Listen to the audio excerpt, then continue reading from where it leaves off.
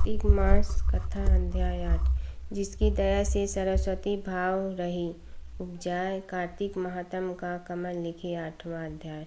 नारद जी बोले, अब मैं कार्तिक व्रत के उद्यापन का वर्णन करता हूँ, जो सब पापों का नाश करने वाला है। व्रत का पालन करने वाला मनुष्य कार्तिक शुक्ल चतुर्दशी को व्रत की पूर्ति को भगवान विष्णु की प्रीति के लिए उद्यापन करें। तुलसी के ऊपर एक सुंदर मंडप बनवाएं। उसे केले के खंभों से संयुक्त करके नाना प्रकार की धातुओं से उसकी विचित्र शोभा बढ़ाएं।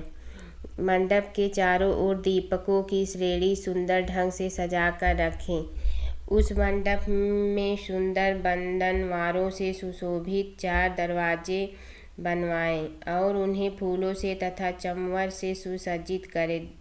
द्वारों पर पृथक पृथक मिट्टी के द्वारपाल बनाकर उनकी पूजा करें।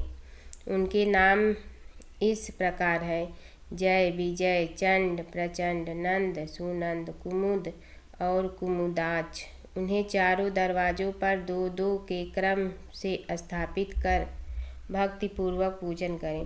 तुलसी की जड़ के समीप 4 रंगों से सुशोभित सर्वतोभद्र मंडल बनावें और उसके ऊपर पूर्ण पत्र तथा पंचरत्न से संयुक्त कलश की स्थापना करें। कलश के ऊपर शंख चक्र गदाधारी भगवान विष्णु का पूजन करें। भक्तिपूर्वक उस तिथि में उपवास करें तथा रात्रि में गीत वाद कीर्तन आदि मंगलमय आयोजनों के साथ जागरण करें। जो भगवान विष्णु के लिए जागरण करते समय भक्तिपूर्वक भगवत संबंधी पदों का गान करते हैं, वे सैकड़ों जन्मों की पाप राशि से मुक्त हो जाते हैं। जो मनुष्य भगवान के निमित्त जागरण करके रात्रि भर भगवान का कीर्तन करते हैं, उनको असंख्य गोदान का फल मिलता है। जो मनुष्य भगवान की मूर्ति के सामने नित्य गान करते हैं, उनके अनेक जन्मों के एकत्रित पाप नष्ट हो जाते हैं।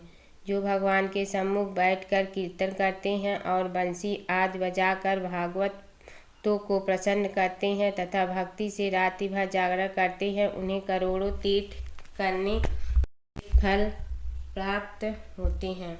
उसके बाद पूर्णमासी में एक सपत्नी ब्राह्मण को निमंत्रित करें। प्रातःकाल स्नान और देव पूजन करके वेदी पर अग्नि की स्थापना करें और भगवान की प्रीति के लिए तिल और खीर की आहुति दें। होम की शेष विधि पूरी करके भक्ति पूर्वक ब्राह्मणों का पूजन करें और उन्हें यथाशक्ति दक्षिणा दें। फिर उनसे इस प्रकार क्षमा प्रार्थना करें: आप सब लोगों की अनुकंपा से मुझ पर भगवान सदैव प्रसन्न रहें। इस व्रत को करने से मेरे 7 जन्मों के किए हुए पाप नष्ट हो जाए और मेरी संतान चिरंजीवी हो। इस पूजा के द्वारा मेरी सभी मनोकामनाएं पूर्ण हो। मेरी मृत्यु के पश्चात मुझे अतिशय दुर्लभ विष्णु लोक की प्राप्ति हो। पूजा की समस्त वस्तुओं के साथ गाय भी गुरु को दान में दें। उसके पश्चात घरवालों और मित्रों के साथ स्वयं भोजन करें।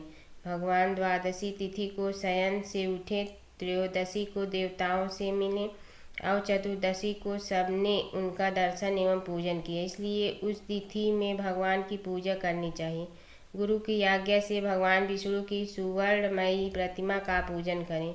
इस पूर्णिमा को पुष्कर तीर्थ की यात्रा श्रेष्ठ मानी गई है। कार्तिक माह में इस विधि का पालन करना चाहिए। जो इस प्रकार कार्तिक के व्रत का पालन करते हैं, वे धन्य और पूजनीय हैं। उन्हें उत्तम फल की प्राप्ति होती है।